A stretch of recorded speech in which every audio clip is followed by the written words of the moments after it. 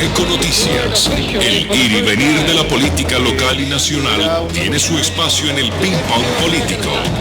Ping Pong Político. Juan Pablo Sánchez Vaquero, la nueva generación del periodismo tolimense.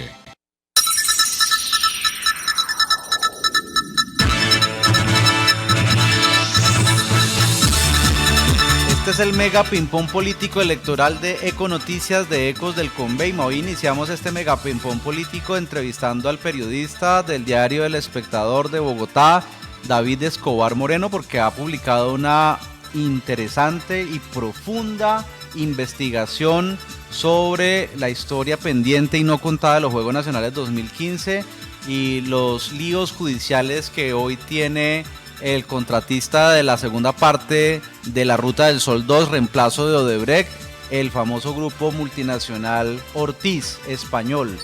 La historia pendiente de los Juegos Nacionales 2015. David, muy buenos días, bienvenido a Econoticias de Ecos del Conveima de Ibagué.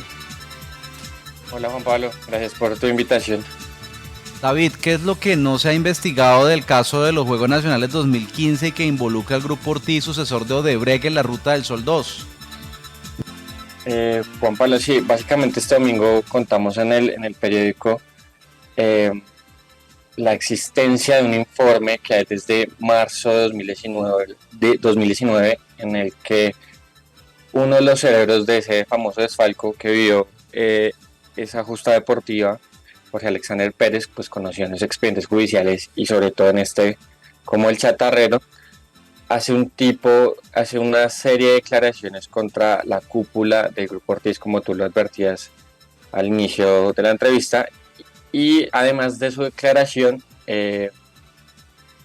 lo que es el informe, es que básicamente él entregó chats, correos, grabaciones, y que se lo entregó a una serie de investigadores del CTI y de la Fiscalía adscritos al despacho del fiscal Daniel Hernández, conocido pues por también su participación en el caso de Odebrecht, muy mencionado últimamente por el presidente Petro, y básicamente es eso, Juan Pablo. Entonces, ¿qué ha pasado con es el una serie de testimonio del declaraciones chatarrero y las evidencias que suministró del pago de coimas para los contratos de los Juegos Nacionales 2015? ¿Por qué la Fiscalía no mueve ese caso? Eso es lo que todos nos preguntamos, Juan Pablo.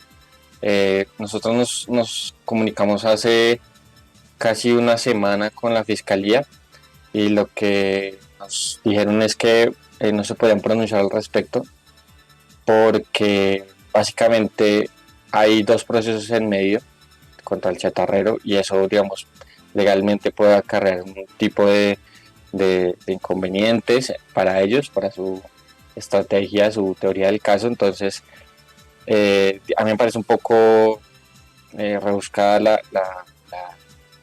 la postura de la Fiscalía, pero además porque ese informe que nosotros publicamos nunca está dentro de la serie de pruebas o tenga algo que ver con lo que está hablando, de lo que está siendo procesado el chatarrero. Entonces nos parece un poco extraña, pero digamos hay que tener en cuenta que, Juan Pablo, que este expediente está ya en la administración de Néstor Humberto Martínez y se desarrolla en los siguientes meses, que son las etapas más importantes. Incluso fue el fiscal general Néstor Humberto Martínez el que le adjudica, le pide el favor, le ordena al fiscal Daniel Hernández que vaya y entreviste al señor Jorge Alexander Pérez entre enero y marzo de 2019. El mismo informe lo dice. El informe dice que fueron 2 meses en el que básicamente el chatarrero estuvo declarando día y noche en el búnker de la Fiscalía, dando detalles de quienes estuvieron ahí. Ahí hay personas, el informe es extenso, todavía hay mucho por hablar ahí. Ahora también en Mota Engil, pero que al final nunca entró en el consorcio, pero que hizo parte hasta muy poco antes de que se adjudicara. Habla también de otros empresarios locales que no han sido tocados, pero que pues eso será cuestión de días que pues nosotros sigamos advirtiendo o contando sobre esta situación. ¿Cuál es el fiscal que no mueve este caso y que curiosamente fue el que denunció el presidente Petro por aparentemente no mover las investigaciones del Clan del Golfo? ¿Es el mismo? Sí, sí es el mismo. Digamos, yo no haría el señalamiento que hace el presidente, que es un poco temerario, pero sí es el mismo. A Daniel Hernández se le reprochan más cosas como el caso de Brecht, que los directivos, creo que es lo mismo que pasó en este caso con la cúpula del grupo Ortiz, que digamos en el caso de Brecht, no lo digo yo, lo decía el fiscal ad hoc del caso de Brecht, Leonardo Espinosa, decía que pues era muy extraño que en ningún momento a la cúpula de la multinacional brasilera se le haya tocado un pelo, pues por obvias razones. Y pues es básicamente eso, pero lo que cuenta Daniel, lo que contamos en el Daniel Hernández, lo que cuenta nuestro artículo periodístico fue que en mayo pasado un juez de Ibagué le pide al fiscal Daniel Hernández que comparezca a una audiencia del Chatarrero y explique qué está pasando con el caso, porque hay una serie de retrasos, una cosa medio enredada, y pues a los que estamos asistiendo a esa audiencia, pues quedamos un poco perplejos porque es el propio Daniel Hernández el que dice que en la fiscalía otras funcionarias, 4 fiscales de la dirección del Tolima, entre ellas la doctora Chelarca y la doctora Esquianto, que pues en el pasado tuvieron un papel muy importante dentro de la fiscalía en ese departamento, serían las que nunca usaron esa declaración. Él le tomó esa declaración, tomó esas pruebas al Chatarrero, con su equipo de investigadores del CTI hacen ese informe y luego se lo trasladan a las fiscales titulares del caso contra Jorge Alexander Pérez, que como lo decía, eran 4, pero nosotros solo pudimos constatar que en ese caso estaban la doctora Claudia Chalarca y la doctora Cedi Llanero Izquierdo. Claro que sí. Según el informe, el CTI, con base en el testimonio del Chatarrero, ¿qué papel jugó el ex senador y candidato a la gobernación del Tolima, Mauricio Jaramillo Martínez? Pues eso es de lo viejo que digamos, el informe de por sí son 25 páginas y la mayoría son cosas nuevas, pero ese capítulo de Mauricio Jaramillo, incluso vi que colegas del Olfato habían publicado ese testimonio en años pasados, y también, digamos, contaba lo mismo, que supuestamente se habían removido unas tierras de la unidad deportiva de la calle 42 y que terminaron en una finca del ex senador y hoy candidato. Lo que le explica también, que digamos, no es nuestra labor ser jueces, es lo que cuenta dentro de las notas, que también esos predios terminaron siendo vendidos al doctor Camargo, el fallecido dueño del club deportivo Deportes Tolima, y él alega que allí no hubo nada ilegal, que él incluso tiene denunciado al Chatarrero por falso testimonio. Y como lo digo, pues serán las autoridades las que indiquen si hubo o no participación del candidato, pero básicamente es eso, no entrega mayor detalle a lo que ya había contado, lo que ya se conocía en 2017, 2018, que fue cuando salió ese episodio a la luz pública.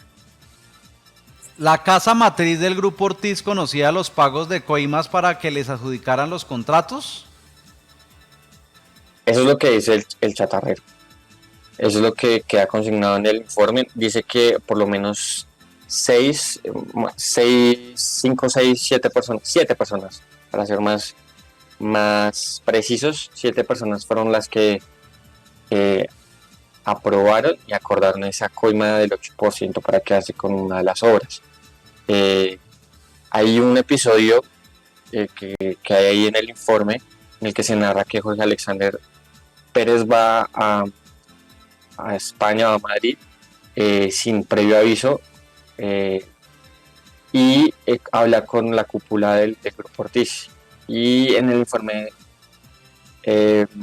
se habla sobre la entrega de unos audios en el que da cuenta de que el Grupo Ortiz está muy inquieto sobre lo que pueda pasar con la compañía y sus directivos en Colombia a raíz del escándalo de los Juegos Nacionales, cuando se empiezan a capturar al alcalde Luis H. Rodríguez, a Armando Ciniegas y pues a los demás que ya conocemos. Eso es, digamos, esa es la gran duda que plantea el artículo de por qué en la fiscalía nunca se fue más allá. O sea,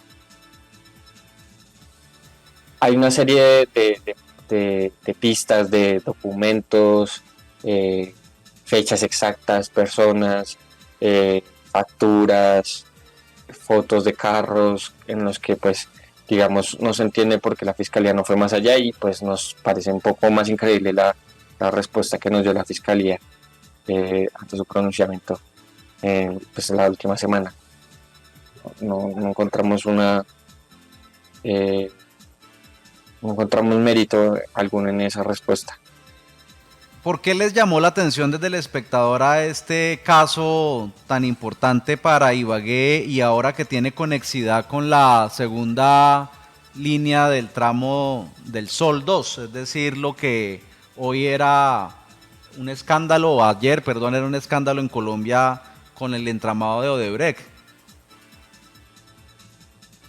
Digamos, Juan Pablo, esas son cosas, digamos, que uno ya sabía que había pasado, lo repito, digamos, tú sabes que en el periodismo uno conoce estos rumores de que por qué no se había indagado más y pues empezó con la captura en mayo de 2023 de Jorge Alexander Pérez, pues las alarmas se vuelven a prender y empezamos a contactar a gente, a fuentes que se han movido en el caso y logramos encontrar este informe.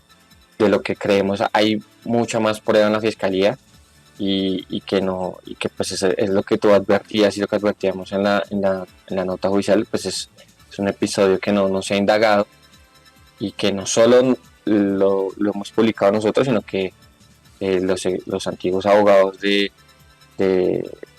Jorge Pérez lo habían advertido, otros funcionarios al interior de la fiscalía, ustedes allá en Ibagué, había muchas dudas de por qué, digamos, nadie más quedó en el radar de la fiscalía. Entonces es básicamente eso. Y además ahora, con lo que tú decías, pues el Grupo Ortiz ahora se le adjudicó en el año pasado la Ruta del Sol 2, pues claramente es un tema de interés nacional y que pues están en juego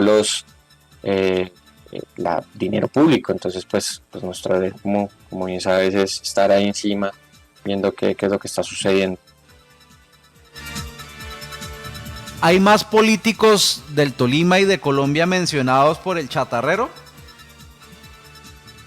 Bueno, ahí hay una mención poco de paso, no como un papel principal. Hay un funcionario del Grupo Ortiz en Colombia que se llama Juan Carlos Pulido Cuevas. Juan Carlos Pulido Cuevas era el hombre encargado de las relaciones públicas en el Grupo Ortiz, aquí en Colombia, valga la redundancia. Juan Carlos Pulido Cuevas, lo que dice Jorge Alexander, es que es una de las personas del Grupo Ortiz que estaría más implicada en la situación, que conoció más de los sobornos, que estuvo en una de las reuniones con el chatarrero. Se habla de que Juan Carlos Pulido Cuevas fue quien acompañó a Jorge Alexander Pérez en una reunión en Bogotá, en el que se le entregaron 100 millones de pesos a Orlando Ciniegas. Ahora, ¿cuál es la conexión de Juan Carlos Pulido Cuevas? Aparentemente, Juan Carlos Pulido Cuevas es el primo del senador Mauricio Gómez Amín, y en la declaración dice el chatarrero que en una conversación entre Juan Carlos Pulido Cuevas y el chatarrero, Juan Carlos Pulido Cuevas le cuenta que tuvo que viajar a Barranquilla a ponerle la cara a una persona que había prestado plata en el proyecto, y de apellido Caballero, no se especifica quién es, pero que Juan Carlos Pulido Cuevas le había pedido prestado su esquema de seguridad al senador Mauricio Gómez Amín. Nosotros nos contactamos con el senador nos cuenta que no tiene él dice que no tiene ningún vínculo, no tiene ningún primo con esos apellidos mencionados allí, y que para ese año, para el 2015-2014, él no era senador, que por lo tanto no tenía esquema de seguridad, y que si lo hubiera tenido no se lo hubiera prestado a alguien. Las únicas personas, él dice, solo que podrían tener acceso a su esquema son su familia. Eso fue lo que nos contó. Lo que sí te puedo adelantar es que sí hay menciones a una persona que salió recientemente mencionada en el escándalo de centros poblados, y que pues eso será lo que te decía, será uno de los artículos que vendrán en próximas semanas. Todo este entramado, entonces, finalmente, David, se trata de un pequeño Odebrecht, ni más ni menos que los que reemplazaron a Odebrecht también tienen líos judiciales, y ni más ni menos los de los Juegos Nacionales del 2015 en Ibagué. Sí, eso es cuando uno lee el expediente, básicamente uno piensa eso, y ni siquiera, pues, incluso es el propio fiscal Daniel Hernández es el que lo dice en la audiencia del 25 de mayo de este año. Él dice eso, este caso se quedó a punto de ser un caso similar, casi las mismas proporciones de Odebrecht. Entonces, ahí lo que te digo es, hay mucha tela por cortar ahí, y pues digamos, creo que no solo fue para mí, sino que para quienes tuvieron la oportunidad de leer el artículo, pues la respuesta de la fiscalía quedó bastante corta en cuanto a sus explicaciones de por qué nunca se usó esa información. No está aquí, digamos, hay que aclarar algo. No estamos diciendo que la información consignada dentro de este informe hay que dar por hecho que es cierta. Lo que nos explica es por qué esa información, que tenía varias pistas, que al parecer es muy sólida, que no solo la hizo el fiscal Daniel Hernández, sino que fue hecha por más de 10, o sea, fue conformado, fue elaborado, fue escrito por más de 10 investigadores del CTI. ¿Por qué se engavetó? Porque se quedó ahí. Creo que había un mérito para ir más allá, y por lo menos uno ir más allá y conformar y constatar que pues era verdad o falsa la información. Eso es el sentido común, creo yo. Pues muchas gracias, David Escobar, por estar con nosotros hoy en Ecos del Conveme, y felicitaciones por esta importante nota periodística del diario El Espectador de Colombia. Muy amable, nos volveremos a hablar sobre este tema. Muchas gracias, Juan Pablo, por la invitación.